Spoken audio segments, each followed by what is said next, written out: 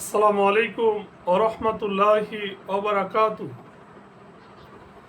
এ পর্বে আমাদের আলোচনা সূরাতুস সাফফাত এর চতুর্থ রুকুর প্রথম পর্ব,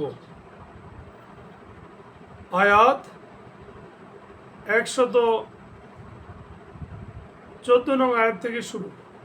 আলহামদুলিল্লাহ, সালাতু ওয়াস সালাম আলা রাসূলিল্লাহ ওয়া আলা আলিহি ওয়া সাহবিহি আজমাইন, আম্মা বাদ। আউযু বিল্লাহি মিনাশ শাইতানির রাজিম।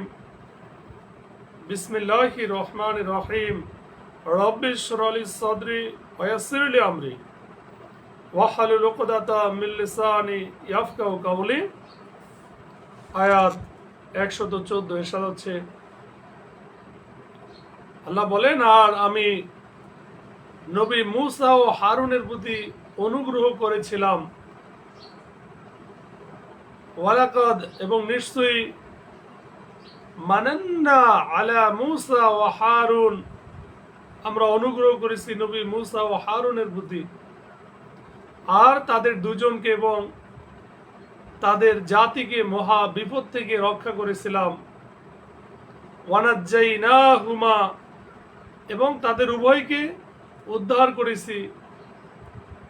ওয়া কওমাহুমা, ও তার উভয়ের জাতিকে, মিনাল কারবিল আজিম, মহা বিপদ থেকে।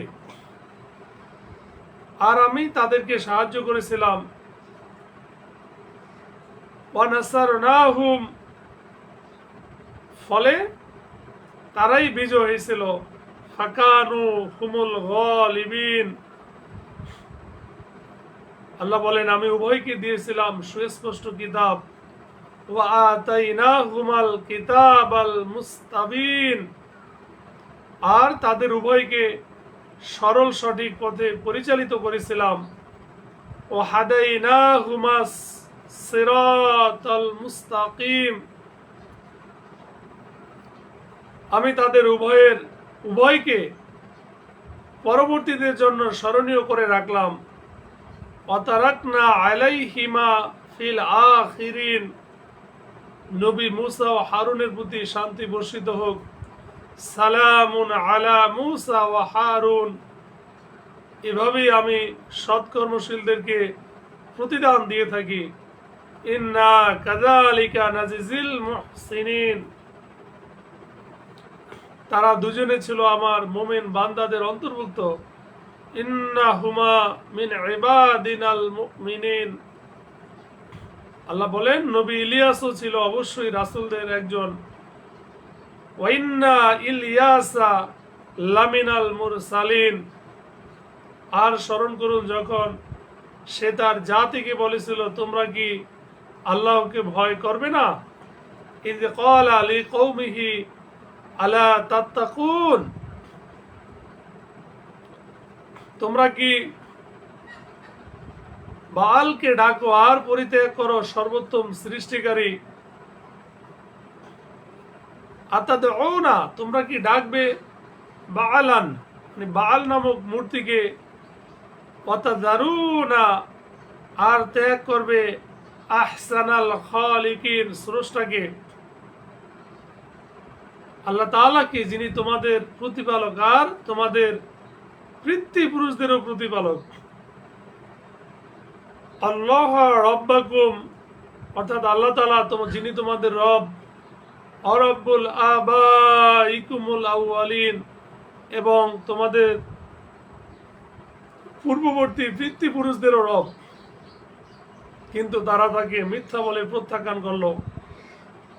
ফাকাযাবুহু, কাজেই তাদেরকে অবশ্যই শাস্তির জন্য হাজির করা হবে। ফাইন্নাকুম লামুহদারুন, কিন্তু আল্লাহর একনিষ্ঠ বান্দাদেরকে নয়। ইল্লা ইবাদাল্লাহিল মুখলাসিন, আল্লাহ বলেন, আমি তাকে পরবর্তীদের মাঝে স্মরণীয় করে রাখলাম। ওয়াতারাকনা আলাইহি ফিল আখিরিন, নবী ইলিয়াসের প্রতি শান্তি বর্ষিত হোক। সালামুন আলা ইলিয়াসিন, আল্লাহ বলেন, এভাবে আমি সৎকর্মশীলদেরকে প্রতিদান দিয়ে থাকি। ইন্না কাযালিকা নাজিজিল মুহসিনিন।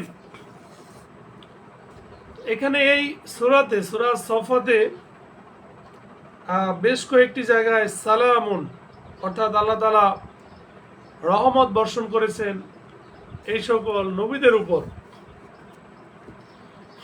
আল্লাহ বলেন, এভাবে আমি সৎকর্মশীলদেরকে প্রতিদান দেই। ইন্না কাযালিকা নাজিজিল মুহসিনিন।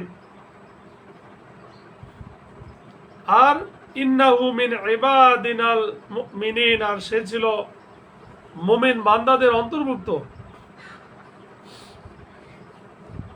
আল্লাহর নবী লূতও ছিল অবশ্যই রাসূলদের একজন। ওয়া ইন্না লূতাল লামিনাল মুরসালিন। আল্লাহ বলেন, স্মরণ করুন যখন আমি তাকে আর তার পরিবারের সকলকে উদ্ধার করেছিলাম। ইয নাজ্জাইনাহু ওয়া আহলাহু আজমাইন। এক বৃদ্ধা ছাড়া সে ছিল পেছনে পড়াদের একজন। ইল্লা আজুজান ফিল গাবিরিন। অতঃপর অন্য সবাইকে আমি পুরোপুরি ধ্বংস করে দিয়েছিলাম। সুম্মা দাম্মারনাল আখিরিন। তোমরা তো তাদের ধ্বংসপ্রাপ্ত বসতিগুলোর উপর দিয়ে অবশ্যই চলাচল করো সকালে। ওয়াইন্নাকুম লাতামুররুনা আলাইহিম মুসবিহিন। ও সন্ধ্যায় তোমরা কি বুঝো না? অবিল লাইলে আফালা তাকিলুন। সাদাকাল্লাহুল আযীম।